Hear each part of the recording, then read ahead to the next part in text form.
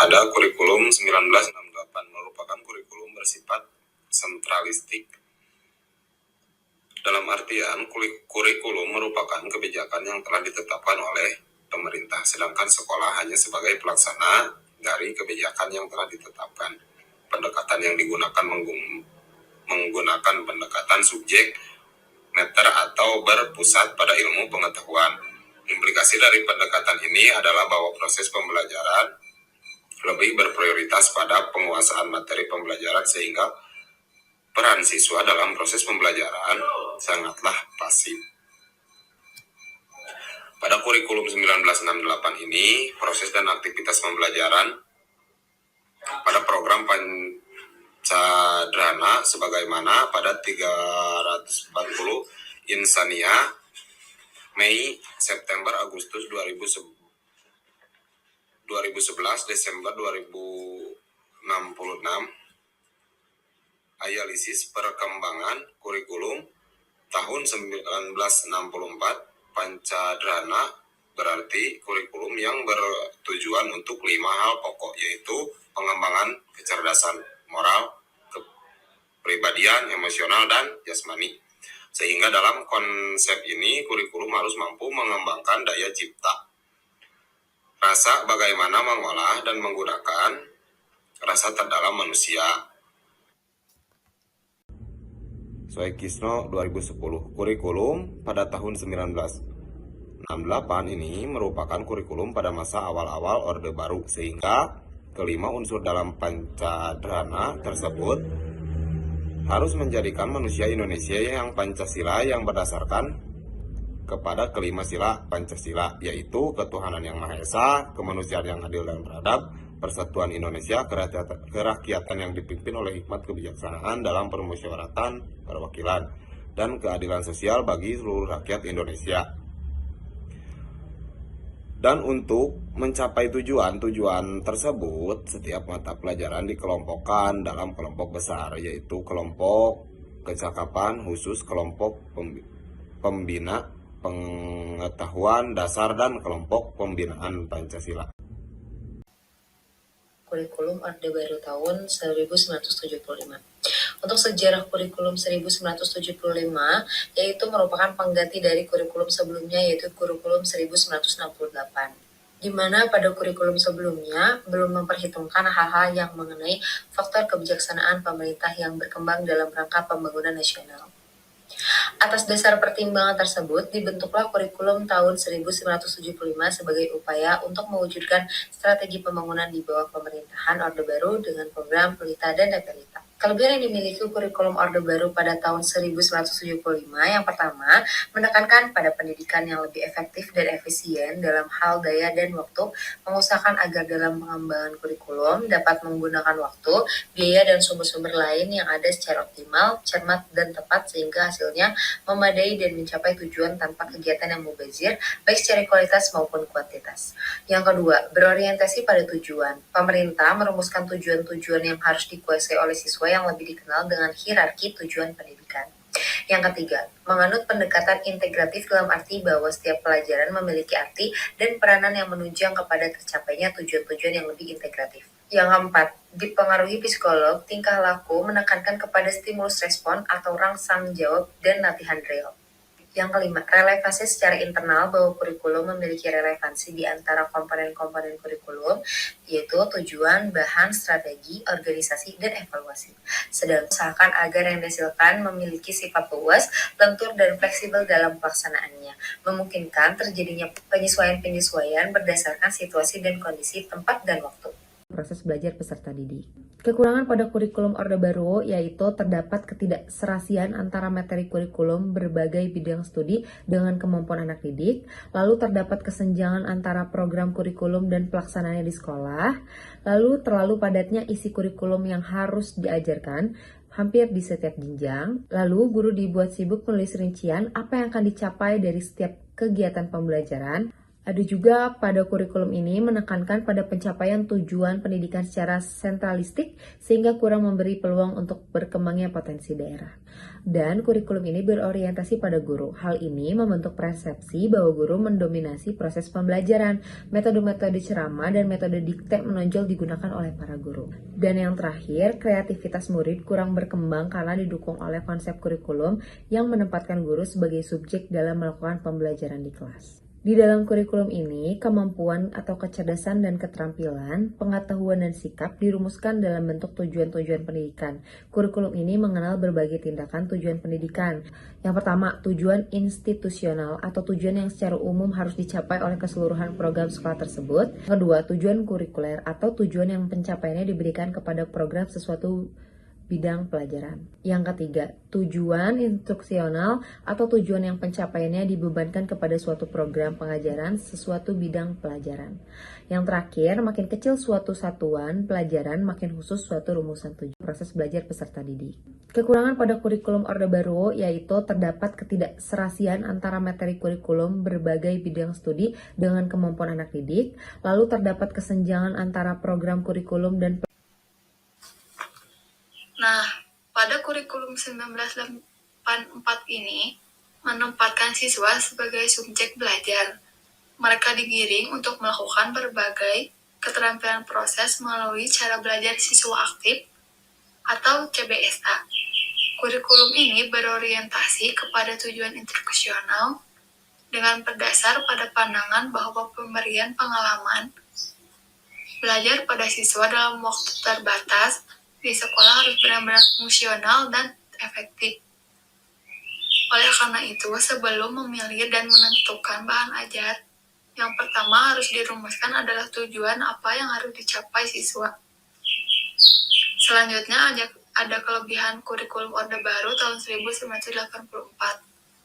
Yang pertama ada materi dan metode yang rinci, selanjutnya ada keterlibatan aktif, yang ketiga ada pembelajaran dan pengalaman langsung, selanjutnya ada kualitas interaksi tinggi, dan yang terakhir ada penerapan cara belajar siswa aktif atau CBSA. Adapun kekurangan yang dimiliki pada kurikulum Orde Baru tahun 1984 ini. Yang pertama ada waktu pembelajaran yang banyak, selanjutnya ada penafsiran CBSA yang sulit, yang ketiga ada guru kurang berperan aktif, yang keempat dominasi siswa pandai, yang kelima isi kurikulum terlalu padat, dan yang terakhir ada media penunjang kurang berkembang. Selanjutnya, kurikulum 1984 ini di Indonesia dilaksanakan dengan beberapa teknis dan pendekatan yang dirancang untuk meningkatkan kualitas pendidikan. Berikut adalah rincian teknis pelaksanaan kurikulum tersebut. Yang pertama ada pendekatan pembelajaran CBSA. Kurikulum ini mengutamakan pendekatan proses di mana siswa ditempatkan sebagai subjek belajar. Yang kedua ada keterampilan proses yang fokus pada pengembangan keterampilan proses yang mencakup keterampilan dasar hingga keterampilan berintegritas. Yang ketiga ada struktur kurikulum mata pelajaran, terdapat 16 mata pembelajaran. Yang keempat ada penyesuaian materi yang diajarkan berdasarkan tingkat kesiapan mental siswa. Dan yang terakhir ada evaluasi dan penilaian metode.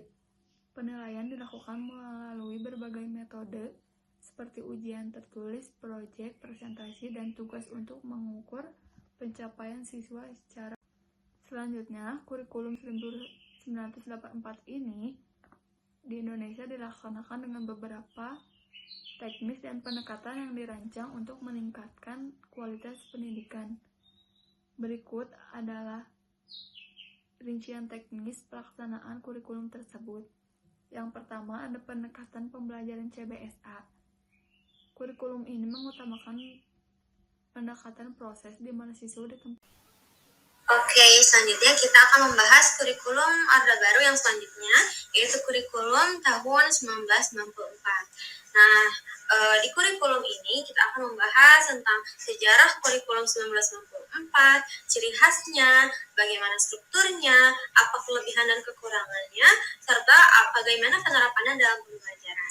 Lalu, mengapa kurikulum 1994 ini muncul?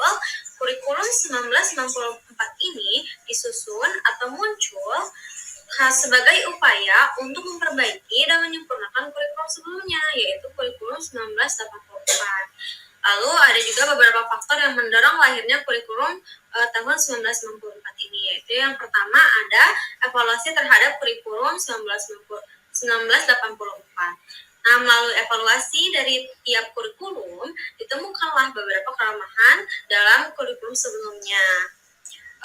Dalam konteks ini yaitu kurikulum 1984, kelemahannya yaitu beban belajar siswa yang terlalu berat dan kurangnya penekanan pada keterampilan. Hal ini juga menjadi faktor mengapa adanya kurikulum 1994. Lalu ada juga faktor perkembangan ilmu pengetahuan dan teknologi serta perubahan kebutuhan masyarakat. Selain itu, kurikulum 1994 ini juga dilaksanakan sesuai dengan Undang-Undang Nomor 2 Tahun 1989 tentang Sistem Nasional. Nah, lalu kurikulum 1994 ini memiliki ciri khasnya tersendiri, yaitu yang pertama, kurikulum 1994 ini menggunakan sistem caturwulan atau pembagian waktu belajar yang menjadi 4 caturwulan dalam 1 tahun akademik. Lalu juga kurikulum ini menekankan pada materi dan berorientasi pada ujian. Nah, lalu apa sih sistem caturwulan itu? Sistem caturwulan adalah sebuah sistem pembagian waktu belajar dalam 1 tahun ajaran.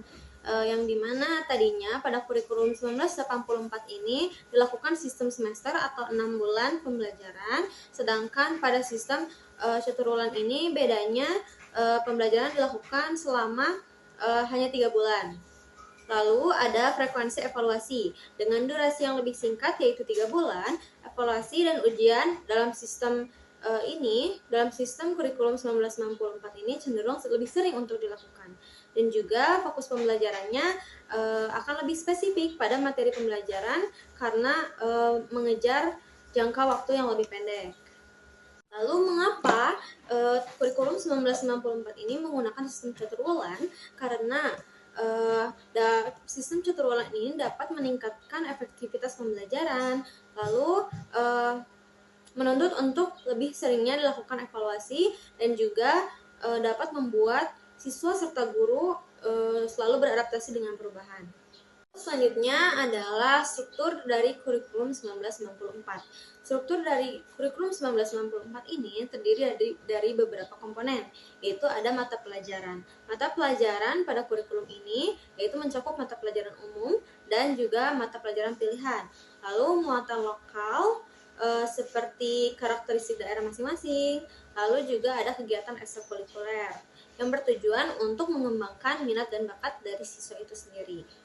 Yaitu kelebihan dari kurikulum 1994. Kelebihan dari kurikulum 1964 ini yang pertama yaitu kurikulum ini bersifat sistematis atau disusun dan terstruktur dengan baik.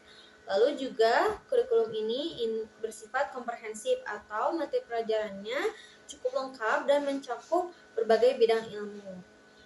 Namun juga hal ini dapat menjadi kekurangan bagi kurikulum 1994 karena kurikulum ini berdurasi lebih pendek dari kurikulum biasanya.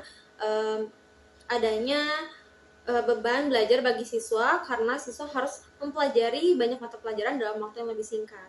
Lalu juga kurikulum ini lebih menekankan pada pengetahuannya selain dan tidak mengedepankan keterampilan siswa.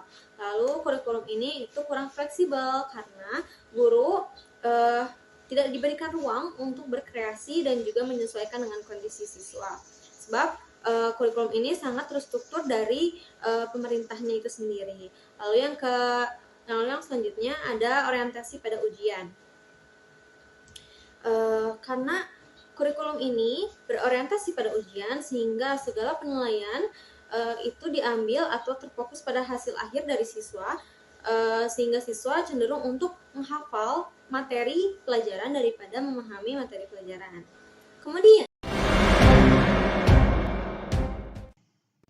kebijakan pembangunan Orde Baru dalam bidang pendidikan. Pada masa kepemimpinan Soeharto, pembangunan pendidikan mengalami kemajuan yang sangat penting. Ada 3 hal yang patut dicatat dalam bidang pendidikan pada masa Orde Baru, yaitu pembangunan sekolah dasar Inpres atau SD Inpres, program wajib belajar, dan pembentukan kelompok belajar atau kejar. Semuanya itu bertujuan untuk memperluas kesempatan belajar, terutama di pedesaan dan bagi daerah perkotaan yang penduduknya berpenghasilan rendah. Pembangunan sekolah dasar Inpres atau SD Inpres. Pada tahun 1973, Soeharto mengeluarkan Inpres nomor 10/1973 tentang program bantuan pembangunan gedung SD. Pelaksanaan tahap pertama program SD Inpres adalah pembangunan 6.000 gedung SD yang masing-masing memiliki 3 ruang kelas. Dana pembangunan SD Inpres tersebut berasal dari hasil penjualan minyak bumi yang harganya naik sekitar 300% dari sebelumnya. Pada tahun-tahun awal pelaksanaan program pembangunan SD Inpres, hampir setiap tahun ribuan gedung sekolah dibangun. Sebelum program rencana pembangunan 5 tahun atau Repelita dilaksanakan, jumlah gedung SD yang tercatat pada tahun 1968 sebanyak 60.023 unit dan gedung SMP 5.897 unit. Pada awal Pelita ke-6, jumlah itu telah meningkat menjadi sekitar 150.000 gedung SD dan 20.000 gedung SMP. Pembangunan paling besar terjadi pada periode 1982-1983 ketika 22.600 gedung SD baru dibuat. Hingga periode 1993-1994 tercatat hampir 150.000 unit SD Inpres telah dibangun. Peningkatan jumlah sekolah dasar diikuti pula oleh peningkatan jumlah guru. Jumlah guru SD yang sebelumnya berjumlah sekitar ratusan ribu pada awal tahun 1994 menjadi lebih dari 1 juta guru. 1 juta lebih guru ditempatkan di sekolah-sekolah Inpres tersebut. Lonjakan jumlah guru dari puluhan ribu menjadi ratusan ribu juga terjadi pada guru SMP. Total dana yang dikeluarkan untuk program ini hingga akhir pembangunan jangka panjang PJP 1 mencapai hampir 6,5 triliun. Program wajib belajar. Program wajib belajar pada era Soeharto mulai dilaksanakan pada 2 Mei 1984 di akhir Pelita pembangunan 5 tahun ketiga. Dalam sambutannya peresmian wajib belajar itu, Soeharto menyatakan bahwa kebijakannya bertujuan untuk memberikan kesempatan yang sama dan adil kepada seluruh anak Indonesia berusia 7-12 tahun dalam menikmati pendidikan dasar. Program wajib belajar itu mewajibkan setiap anak usia 7-12 tahun untuk mendapatkan pendidikan dasar 6 tahun atau SD. Program ini tidak murni seperti kebijakan wajib belajar yang memiliki unsur paksaan dan sanksi bagi yang tidak melaksanakannya. Pemerintah hanya mengimbau orang tua agar memasukkan anaknya yang berusia 7-12 tahun ke sekolah. Negara bertanggung jawab terhadap penyediaan sarana dan prasarana pendidikan yang dibutuhkan, seperti gedung sekolah, peralatan sekolah, di samping tenaga pengajarnya. Meski program wajib belajar tidak diikuti oleh kebijakan pembebasan biaya pendidikan bagi anak-anak dari keluarga yang kurang mampu, pemerintah waktu itu berupaya mengatasinya melalui program beasiswa. Untuk itu kemudian muncul program Gerakan Nasional Orang Tua Asuh atau GNOTA. Keberhasilan program wajib belajar 6 tahun ditandai dengan kenaikan angka partisipasi sekolah dasar sebesar 1,4%. Angka partisipasi SD menjadi 89,91% di akhir Pelita keempat. Kenaikan angka partisipasi itu menambah kuat niat pemerintah untuk memperluas kelompok usia anak yang ikut program wajib belajar selanjutnya menjadi 7-15 tahun atau menyelesaikan tingkat sekolah menengah pertama SMP.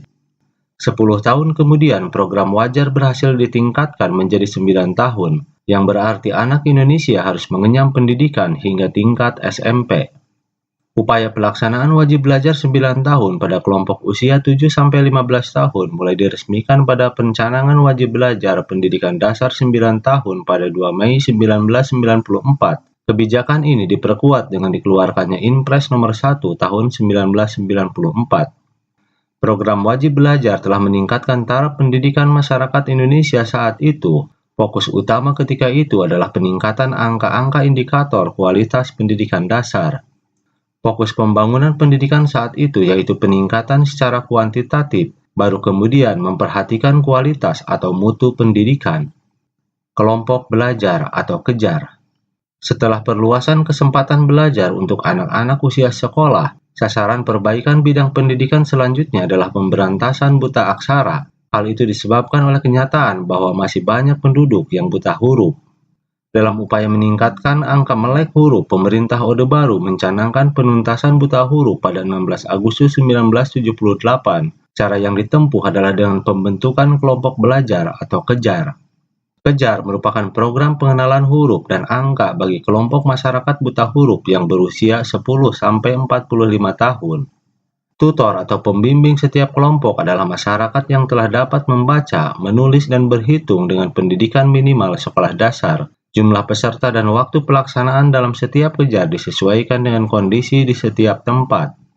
Keberhasilan program kejar salah satunya terlihat dari angka statistik penduduk buta huruf yang menurun. Pada sensus 1971 dari total jumlah penduduk 80 juta jiwa, Indonesia masih memiliki 39,1% penduduk usia 10 tahun ke atas yang berstatus buta huruf. 10 tahun kemudian, menurut sensus tahun 1980, persentase itu menurun menjadi hanya 28,8%. Hingga sensus berikutnya tahun 1990, angkanya terus menyusut menjadi 15,9%.